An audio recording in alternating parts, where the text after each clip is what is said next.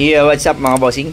Meron kaming L300 na compressor dito pero sobrang tigas i-puller mga bossing. Ang issue ng ating pulley, ganito kaingay. Dinig ba? May ingay electric pan ko Yun. Okay. So ang problema namin dito yung bearing, pulley bearing. Kaso ang problema mga bossing, napakatigas i-puller, no? Pagka pinersa namin, itong pinakang shafting na to papasok sa loob, madadamage yung ating compressor. Ngayon, ang problema ng ating pulley mga bossing, isa pa, nakita namin na may tama na rin tong pinakang kanal niya, no? Itong pinakang sinasayaran niya. So medyo namimili kami mga bossing kung anong idadamage namin. Idadamage ba namin yung buong compressor o yung pulley lang? Kasi kung meron namang makukuhang bearing lang sana mga bossing. Pero ang problema namin ngayon, ang hirap i-puller. So gagawa kami ng paraan para matanggal namin yung ating pulley. Tingnan natin kung makukuha natin siya. Ganito yung position mga bossing ng puller na sinasabi natin, no? Sa sobrang tigas mga bossing, etong pinakang shafting na to, papasok yan sa loob. Yung pinakang katol natin sa loob, saka yung pinakang inner bearing natin doon, matadamage pag pipersahin namin. Ngayon, dalawa lang. Pwedeng sirain na namin, pwede namin i-save pa yung compressor. So, gagawin namin ngayon, try namin i-save yung compressor. Gagawa kami ng isang pampuller namin para matanggal natin yung pulley nang hindi madadamage yung buong compressor natin. Para ma-save natin yung compressor. Walang ibang pagtututukan ng ating puller mga bossing kundi ito lang. Kahit dito kami tumutok sa bearing, masisira naman tong bearing. So, problema pa rin yan. So, kaya ang gagawin namin, total may tama yung pulley, isi-save na lang namin yung buong compressor. Yung laman sa loob. Mga bossing, ito yung naisip naming isang paraan para subukan naming galdagin yung ating pulley, no? Para maiwasan natin yung shafting natin na ma-damage. So, kung may mga idea yung iba, so kung may mas maganda pang idea dito sa amin, at least alam nyo yung mga ganyang procedure na pwede nating ma-save yung mga compressor, no? Kasi pwede na namin persento, wala na sana kaming pakialam dito pagka kung ano yung madadamage, problema na ng kliyente. Kaso syempre gusto nating makatulong na ma-save yung ating compressor. So gawin muna natin yung paraan nating alam, no? Doon sa makakatipid muna sila ng konti. Okay.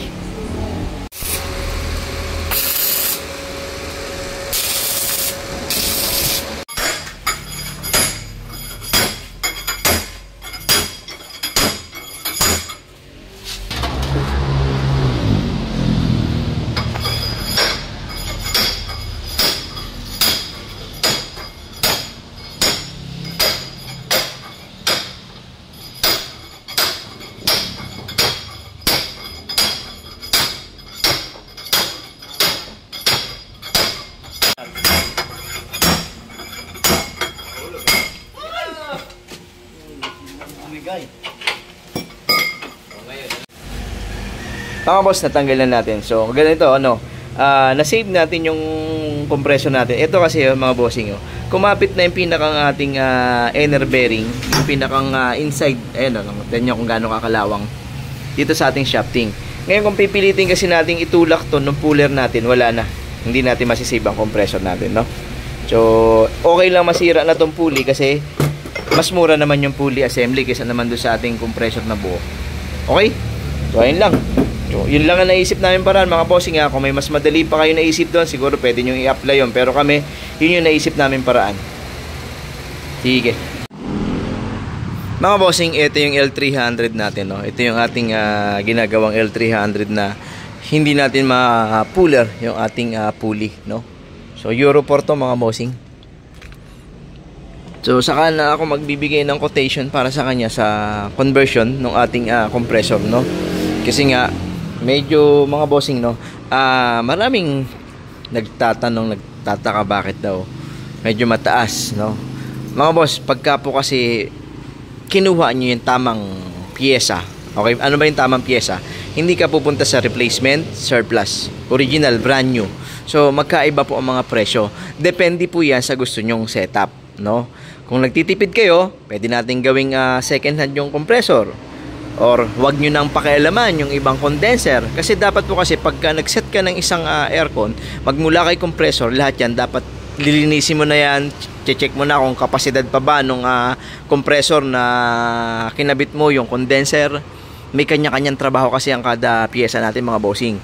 Kaya pag hindi niya nagampanan yun or kulang siya doon sa kanyang trabaho, magkakaroon ng trouble yan.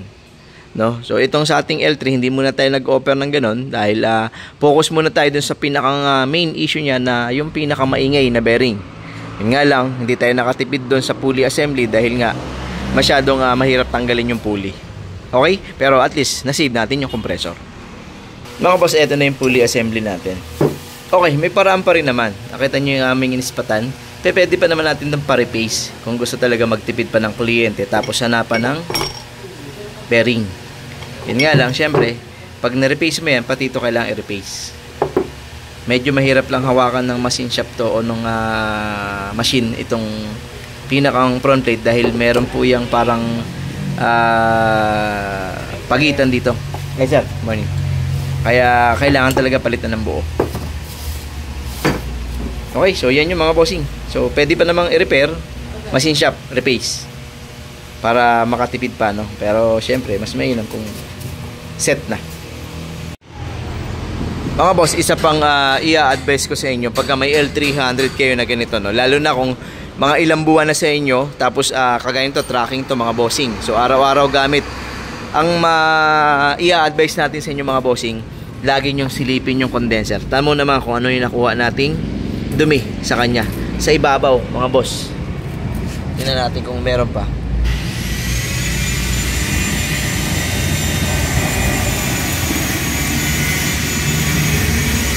Okay, so nakita nyo mga bossing, kabilaan yan. Kasi anong nangyayari mga boss, pag halimbawang ganyan at sobrang dumi, magkakaroon ng high pressure. Pag nag high pressure, mahihirapan yung compressor. Doon mag-uumpisa na magkakaroon ng trouble yung compressor nyo. Kaya hanggat maaari, linisin nyo yan. Tingnan natin to kung isa kung marami. Kasi yan yung mga nakuha natin kanina.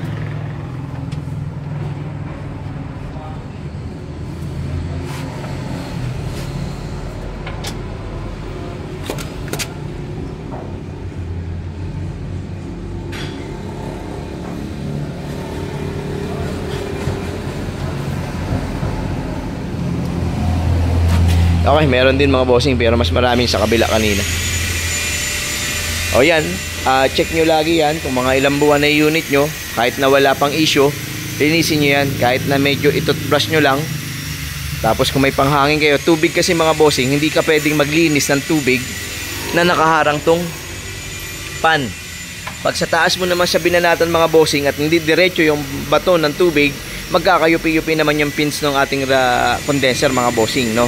Kaya dapat yan naka-pull down yung condenser kung papalinis nyo ng tama. Pero isabay nyo na lang yan sa maintenance nyo ng cleaning. Para at least hindi naman itapon yung free yun. Kasi yung ating pipe hindi naman to flexible. Tubo yan mga bossing. Hindi yan kagaya ng hose na pwede mong ibaba yung condenser, tanggalin yung aux pan, tas linisin, no? Hindi siya ganon. Pwede siguro tanggalin nyo yung pan para malinis nyo ng maganda sa ilalim, pero ang problema yung ibabaw eh. So kaya kung sakali, isabay nyo nila sa cleaning or lagi nyo siyang linisin para at least hindi magkaroon ng mga ganong katinding dumi, no? Kasi pag na-block na nung dumi yung ating condenser, wala nang sasaksyonan yung ating pan, mag-iinit ang condenser, mahihirapan ng compressor mga bossing. Okay? So advice lang naman namin yon at kung susundin nyo yun, di maganda. Kung hindi, di okay lang din naman mga bossing, no? wala tayong magagawa doon kung hindi nyo gagawin. At kung sa tingin nyo tama yung sinasabi namin mga bossing, ay di maganda, no? At least makakatulong sa inyo mga aircon. Okay?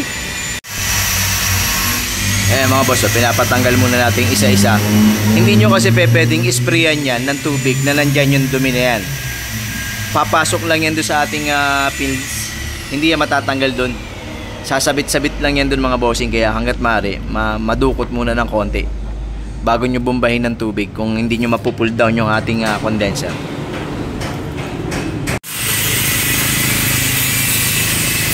Mga boss, yan lang yung isang remedyo para linisin yung condenser, no, na hindi binababa.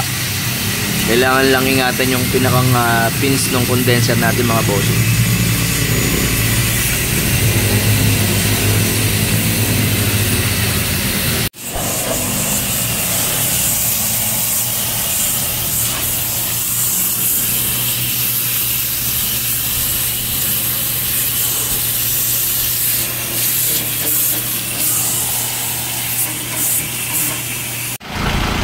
Mga bossing, tingnan nyo yung high side saka low side natin nung nalinis yung condenser.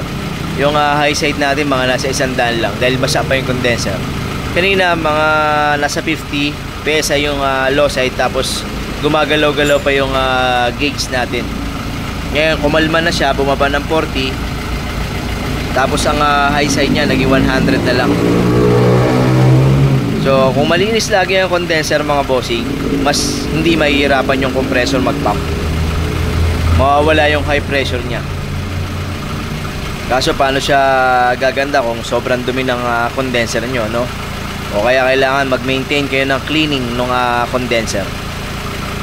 So yan, papaobserban na lang natin dahil wala na yung ingay na nirereklamo ng ating driver, no? So yun nga lang, syempre sa tanghali tingnan natin kung magiging ganyan pa ba ang reading yan, kasi medyo mataas na ang low side mga bossing. Ang sinasabi ng gauge natin sa 40 medyo bawas na yung power ng compressor, pero goods pa naman, pasok pa naman sa 40. Final na reading natin mga bossing, tumaas na yung ating high side ng 130, papunta na siya ng 150 mga bossing, dahil yung condenser natin uminit na. Yung ating compressor low side medyo tumaas na ng 40, kanina wala sa 40. So yun na yun, tingnan natin yung lamig sa loob. Lamig mga bossing, meron siyang 14.6, bumababa naman.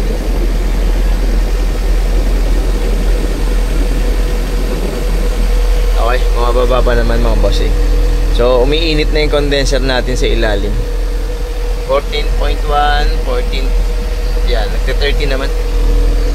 Hangin natin, thermostat mga bossing, ito yung sinasabi ko sa L300 mga boss.